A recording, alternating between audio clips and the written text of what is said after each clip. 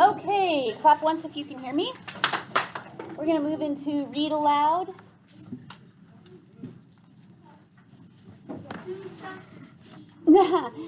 I don't think so, not 2 chapters. Remember what I put on the board? Yes, I know you did. Okay. Okay, we're ready for chapter 18. So I'm going to back up and I'm going to read the last sentence of the last chapter because it was very... Actiony? Yes, actiony. The fangs of Queen Wevox opened to receive Laux's neck. That was the last sentence from yesterday. Okay, chapter 18. Gregor's mouth dropped open in horror. Lauxa was seconds away from dying. She knew it, too. She was writhing in terror, trying to bite through the silk rope at her wrist with her teeth, but it was too strong.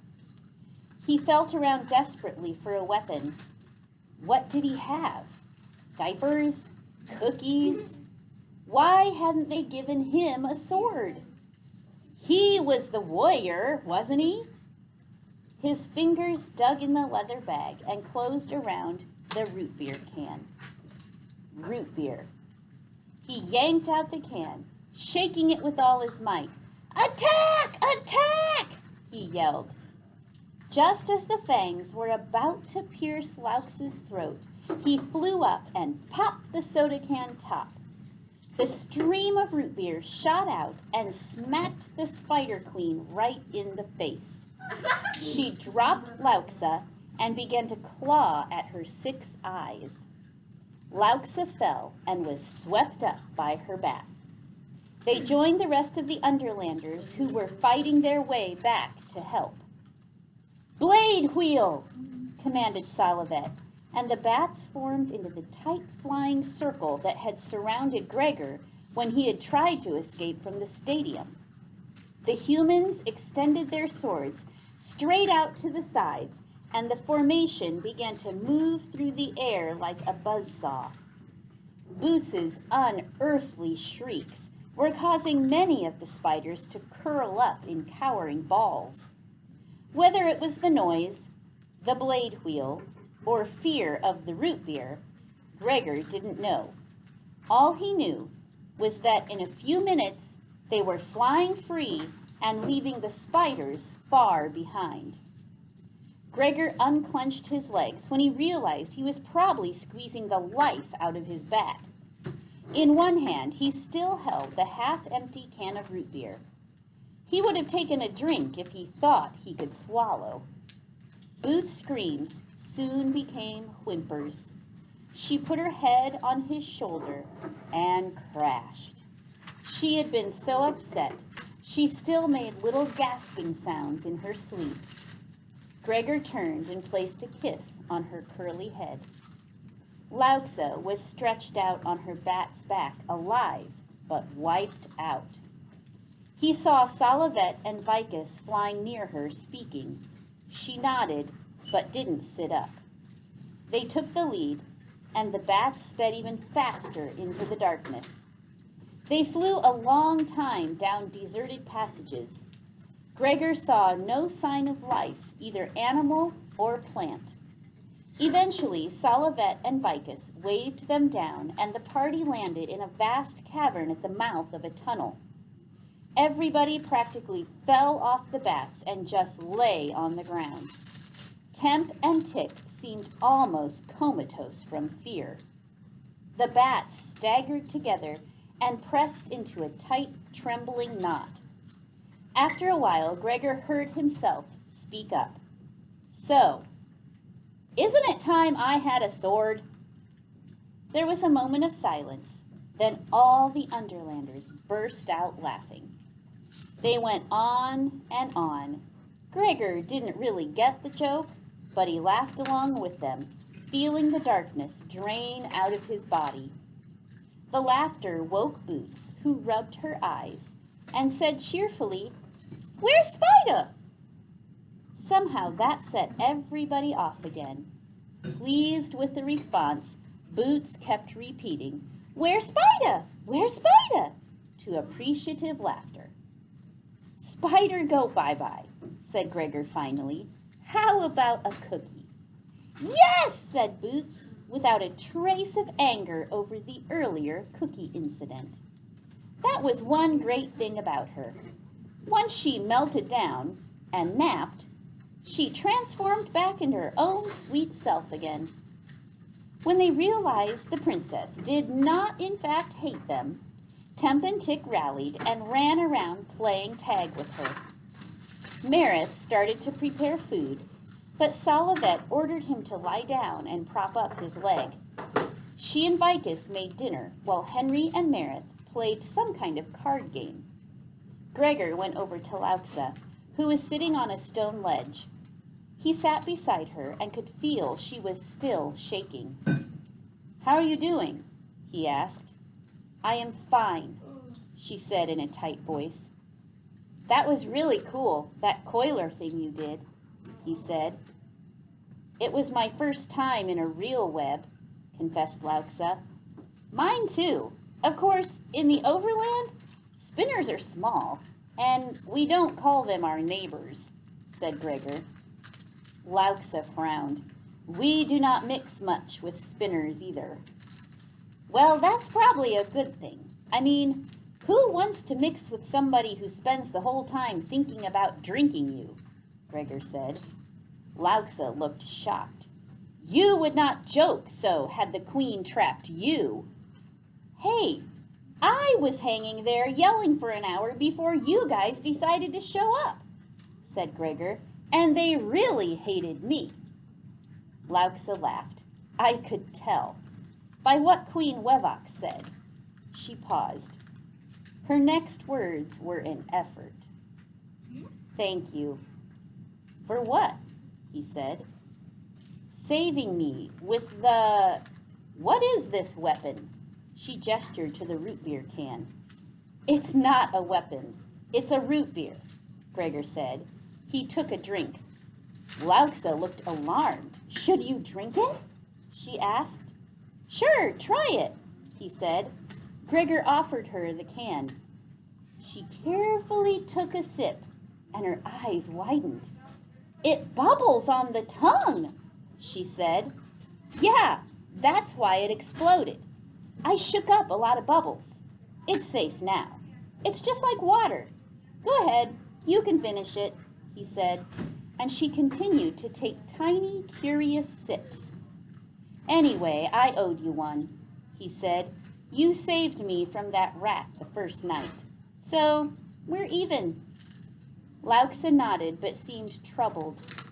"There is one other thing. I should not have struck you for trying to escape. I am sorry. And I'm sorry I called your home creepy. It's not like it's all creepy. Some of it's great," he said. "Am I creepy?" asked Lauxa. "I don't care. Yeah, that's fine." "Oh, no. Creepy is like spiders and rats and, things that make chills run down your spine. You're just difficult," said Gregor, trying to be honest but not flat out rude. "You too. You are difficult to make do things," said Lauxa. Gregor nodded, but he rolled his eyes when she wasn't looking. It was hard to imagine anyone more stubborn than Lauxa. Vicus called them all to dine, and even the roaches felt comfortable enough to join the circle. "I am drinking Gregor's spinner weapon," announced Lauxa, holding up the root beer can. He had to explain about the root beer all over again, and then everybody had to try a sip. When the can got to Boots, he said, "Well, that's the end of that," thinking she would guzzle down the last few swallows. But instead, she poured out 2 little puddles. "Big bugs," she said, pointing to the first puddle. "Bats," she said, pointing to the second. Both sets of animals obligingly drank up the root beer. I believe Boots to be a natural ambassador, said Vicus, smiling. She treats everyone equally. Come, let us eat. Everyone dug in like they had never seen food before. When he had slowed down enough to actually taste his food, Gregor asked the question that had been worrying him since they had escaped from the spiders. Can we still go on the quest without the spinners?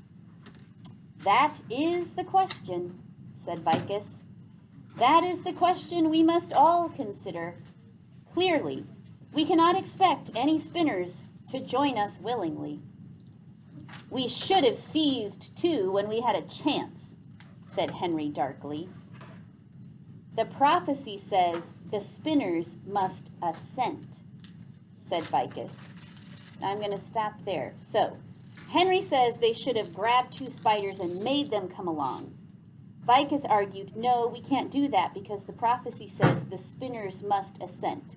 So what do you think, using clues, what does assent mean? Emma? Agree. They have to come because they want to, not because somebody made them. So that's what assent means. However, we know the rats have taken many spinners prisoner. Perhaps we can free a few and persuade them to come with us. I've often had good results with spinners. But you will not be there, Vicus, Salavet said quietly. What do you mean? Asked Gregor, feeling his mouth go dry. Vicus paused a moment, taking in the group. It is time for those of us not named by the prophecy to return home. Nerith, Salavet, and I will fly after we rest. Gregor saw his surprise mirrored on Lauxa and Henry's faces. Nothing in the prophecy says you can't come, said Lauxa. We are not meant to be here. And beyond that, we have a war to fight, said Salavet. The thought of going anywhere without Vicus and Salavet filled Gregor with panic. But you can't leave us. I mean, we don't even know where we're going, said Gregor. Do you guys know where we're going? He asked Lauxa and Henry. They both shook their heads. See? You will manage. Henry and Lauxa are well trained, and you show great resourcefulness, said Salavet. She spoke simply and definitely. She was thinking of the war, of the bigger picture, not of them. Gregor instinctively knew he could not change her mind. He turned to Vicus. You can't leave. We need you. We need someone who knows what they're doing. He looked at Lauxa and Henry to see if they were insulted, but both were waiting anxiously for Vicus's reply. They know, thought Gregor. They act tough. They know we can't get through this by ourselves. I do not plan to leave you stranded in the Deadland, said Vicus. Oh, great. And we're in the Deadland, said Gregor. So you're going to, what, draw us a map? No, I have arranged a guide for you, said Vicus. A guide? Asked Henry. A guide? Echoed Lauxa. Vicus took a deep breath as if he was about to begin a long explanation, but then someone interrupted him. Well, I prefer to think of myself as a legend, but I suppose guide will do, said a deep, world-weary voice from the dark. Gregor shot his flashlight beam toward the sound. Leaning in the mouth of the tunnel was a rat with a diagonal scar across his face. It took just a moment for Gregor to recognize him as the rat Vicus had knocked into the river. I knew he wasn't gonna die. I told you he wasn't gonna die. All right, so comments about this chapter. Emma. But how is he gonna like poke them if he went to like on the rat side of me? How is the rat going to help them if he is a rat? He's on the rat side. Good question. Yanesi? I knew he wasn't gonna die. I knew he was gonna come back to life. No matter what, cause that's not just like in a little, just like that. No, he can get out, cause he said that he wants revenge. Okay. And why would he join their team if they killed his rats? Okay. So they killed they killed Fangor and Shed, his rats. So why would he join them? Isaiah. I wonder how he knows where they are. How this rat knew where they were? The sense. Good question. Juan. The rat is going to assassinate them. Okay. You think the rat will kill them? Try. Try to. Okay. Bella? Maybe the rat said he would join their side, but really it's a betrayal. Okay. Derek? Boots showed number 2 on the classic group. Yes, she did. Did you notice that? Boots is the best one in the whole group at showing number 2 of our class agreements. Treat others the way you want to be treated. She shared her root beer equally with the animals, even the roaches that they don't think are worth much. Yes, Daniel. There's a Nor in the prophecy. What if he's the Nor? Oh, okay. That's what it said. Yanesi? I think that the rat is gonna betray them, like they're gonna pretend, and then a whole other bunch of rats are gonna go attack them, and then they're gonna take Gregor and Boots, and then the roaches are gonna go find them and the other people. Okay, we'll do one more. Emma. It could be before Vicus threw her into the light.